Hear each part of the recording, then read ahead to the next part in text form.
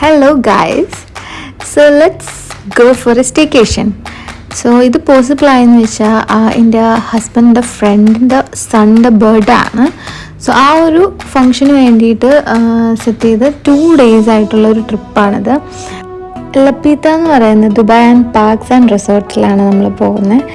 ഈ റിസോർട്ടിനെ പറ്റി പറയുകയാണെങ്കിൽ ഇവിടെ തന്നെ ഒരുപാട് വാട്ടർ പാർക്സും റൈഡ്സും ഉള്ളൊരു ഔട്ട്ഡോർ റൈഡ്സ് ആയാലും ഇൻഡോർ റൈഡ്സ് ആയാലും ഉണ്ട്.